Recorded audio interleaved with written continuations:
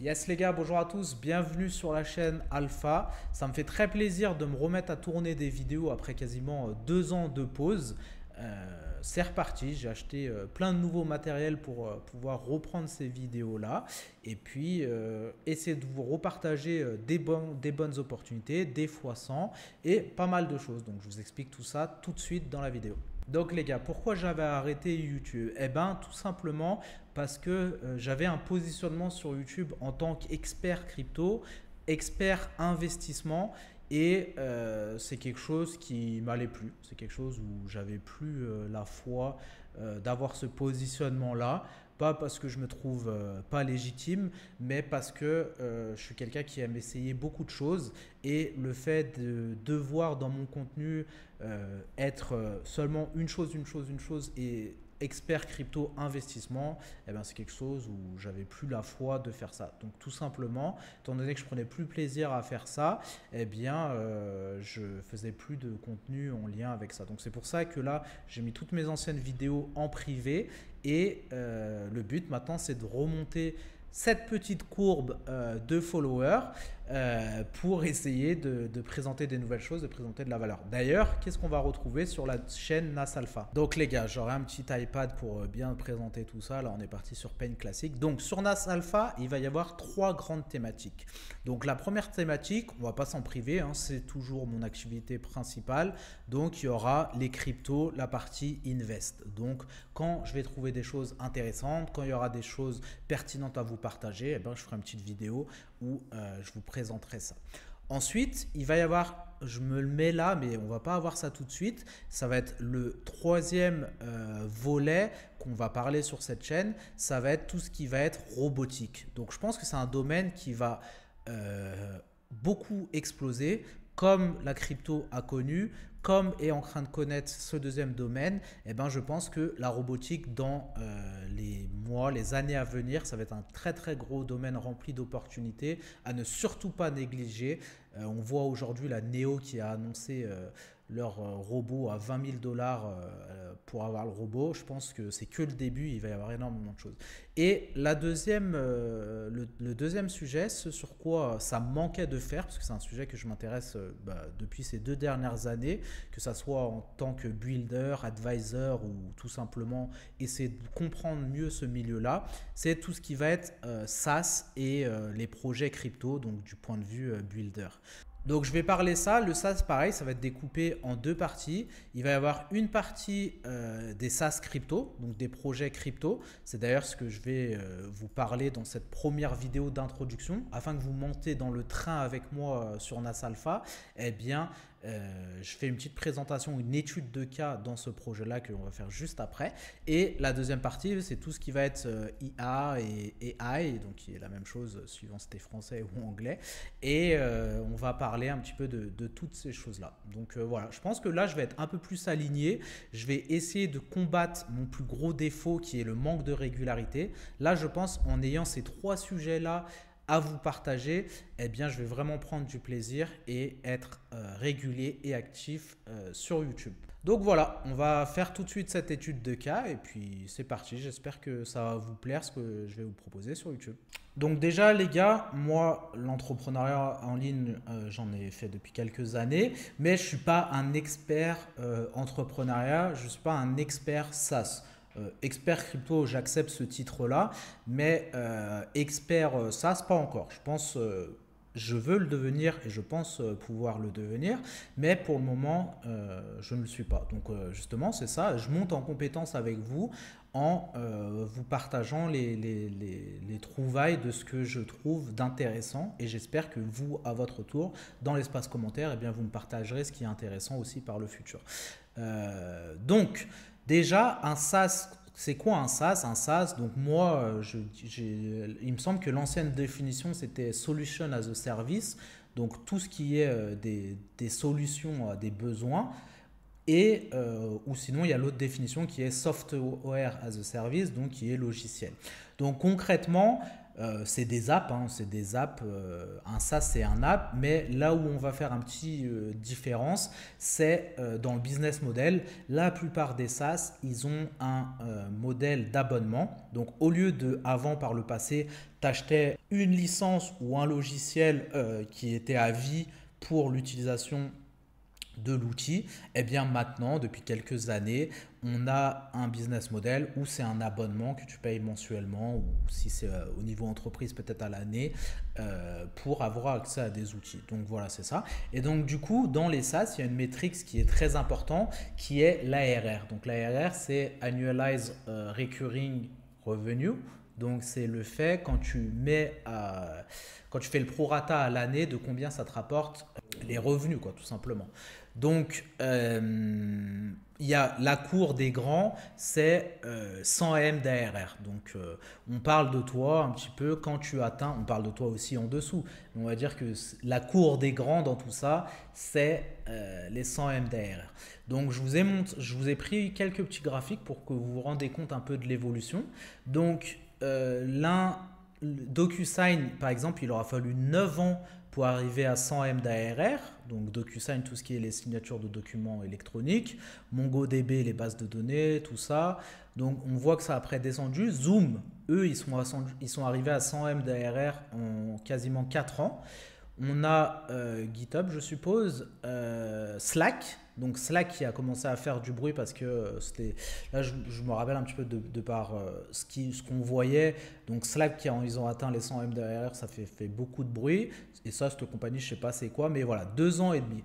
Ensuite, on a eu Wiz. Donc Wiz, je ne connais pas. Mais ce que je veux vous montrer, c'est que là, le fait d'arriver à 100 millions d'ARR, eh bien, ça devient de plus en plus rapide. On a eu en plus, là, qui n'était pas sur le précédent graphique, Shopify, Twilio et Deal, la plateforme Deal aussi, qui est arrivée en 1 an et demi à 100 millions d'ARR. Après, on a eu quoi qui a fait beaucoup de bruit? Eh bien, forcément, OpenAI. Donc, OpenAI, ChatGPT, qui est arrivé à 100 millions. Donc ça, c'était un gros moment de news. OpenAI qui arrive à 100 millions d'ARR. Ensuite, il y a eu Cursor. Donc Cursor qui est un outil pour aider les développeurs à coder avec pas mal d'intelligence artificielle. Eh bien, eux ont fait énormément de nouvelles. Voilà, c'est les plus gros en ce moment. Ils sont arrivés à 100 M d'ARR en 11 mois et on en parlait beaucoup. Genre c'était les kings parlaient et très vite après on a eu Lovable qui est arrivé, donc qui est un outil comment je peux expliquer ça, comme ChatGPT mais pour créer une application. Donc tu parles à un agent et il va créer une application que tu peux utiliser. On verra dans les prochaines vidéos les limites de Lovable, mais pour expliquer simplement, c'est comme ChatGPT mais pour créer des applications. Et donc, eux, je crois qu'ils l'ont fait en 8 mois, eh ben, ou un peu moins, eh bien, eux, ils étaient genre, putain, c'est Lovable, ils sont arrivés à 100 millions, c'est les plus forts et tout, machin.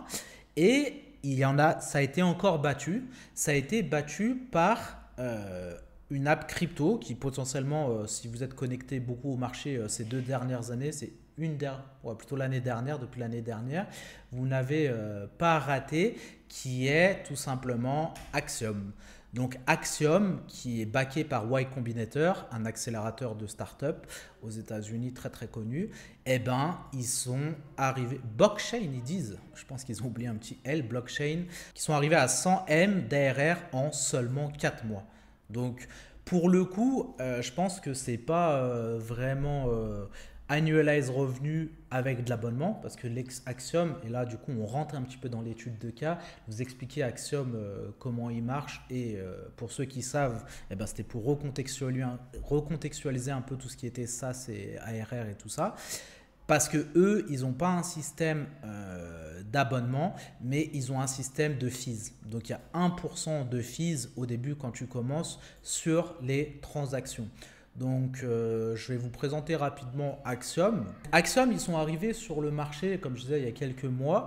Ils sont arrivés sur un marché où il était déjà concurrentiel. Il y avait GMGM, Boolix, Photon, qui étaient d'autres SaaS pour faciliter le trading en DeFi, ils étaient déjà bien en place, notamment Photon. Moi, j'utilisais beaucoup Photon. Ils étaient bien en place sur Photon. Et pourtant, ils sont arrivés sur le marché en étant forts de propositions. Donc, eux, ils sont arrivés déjà en ayant pas mal de relations. Je pense qu'ils ont eu ces relations en disant voilà, on est backé par Y Combinator qui a assez beau trophée pour arriver. Et ils sont arrivés avec un produit ultra innovant. Par exemple, si on prend une charte, ils étaient les premiers à faire le X-Tracker, la possibilité d'avoir un tracker gratuit. Et ben ça, ils étaient les premiers à le rajouter, copié par GMGN. Ils avaient le Discover, non je pense pas. Ils avaient le tracking de wallet. Boolix avait le tracking de wallet, mais c'était pas terrible. Eux, ils sont arrivés, ils ont mis ça. Ils avaient plein de choses. Bref, ils sont arrivés avec une énorme innovation et en plus une rapidité. Quasiment toutes les 3-4 jours, tu avais des nouveautés sur la plateforme. Ils sont arrivés avec ça et ils sont arrivés aussi avec un revenu sharing. Donc, c'est-à-dire qu'ils partageaient les frais avec leurs utilisateurs. Donc, Boolix le faisait un petit peu, mais la plateforme a toujours été un peu scammy à mon avis. Photon, eux, ils partageaient avec très peu de gens. Ils te faisaient miroiter un airdrop qu'ils n'ont jamais fait, un Photon. Si vous passez par cette vidéo, allez bien vous faire voir. Ils nous ont jamais donné l'airdrop, mais eux, ils sont arrivés. Eh ben, je vais vous partager directement. Vous allez avoir du cashback sur les trades que vous faites chez nous. Jusqu'au plus haut, si par exemple tu es VIP chez eux, eh ben, ils te prennent 1% de frais et ils te redonnent 0,5% de fees. Donc ça marchait plutôt pas mal.